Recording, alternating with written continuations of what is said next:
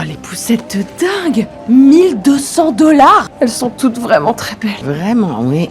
Qu'est-ce que tu fais? Ah, ici, il y a tout ce que mon bébé mérite d'avoir. Relève-toi immédiatement, Margot. Ah, c'est tellement injuste. À quoi tu joues, là? Ça suffit. Bouge tes fesses et lève-toi, jeune fille. En voyant sa fille se défouler au sol dans un accès de douleur, sa mère finit par accepter de lui acheter ce qu'elle veut. Mais lorsqu'elles arrivent sur le parking, le sourire de Margot disparaît instantanément. Au loin, le professeur Mark est justement le père biologique du bébé que Margot porte. Et toi, tu vas mettre la poussette dans la voiture. Laisse-moi lui défoncer la gueule, je te promets que j'en ai pas pour longtemps. Tu vas te mêler de tes affaires. C'est pas mon genre. Putain, je te jure. Va jusqu'à la voiture. Je gère.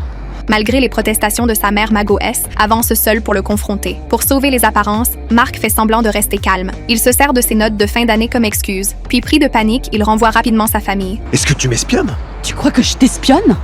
J'étais en train de faire les boutiques.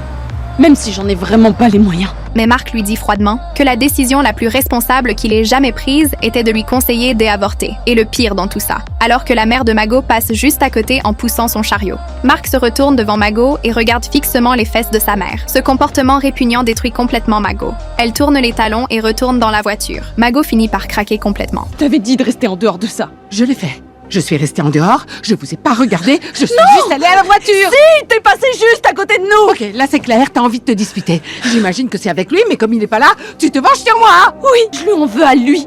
Et à toi. Margot demande à sa mère pourquoi elle n'arrive pas à montrer un peu de joie. Sa mère lui répond fermement qu'elle aimera évidemment ce petit enfant, mais qu'elle ne célébrera jamais cette tragédie, parce que donner naissance à ce bébé signifie que la vie libre de Margot prendra définitivement fin. Elle devra affronter la dureté de la vie bien plus tôt que prévu.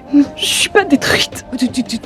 Tu veux bien sortir de la voiture? Juste une minute. Quoi, tu veux que je sorte de la voiture? Oui, parce que j'ai besoin de crier. Et que c'est pas bon pour le bébé. Ça va diminuer mon stress, mais le sien, ça m'étonnerait. Donc s'il te plaît, sors d'ici. J'en ai vraiment pour 2 secondes. Margot reste seule au milieu du parking et hurle vers le ciel. Elle laisse enfin sortir toute sa peur et toute sa souffrance. Puis Margot S. apprête à affronter l'épreuve la plus difficile de toute sa vie. Une dernière fois, très fort. Allez, Poussez.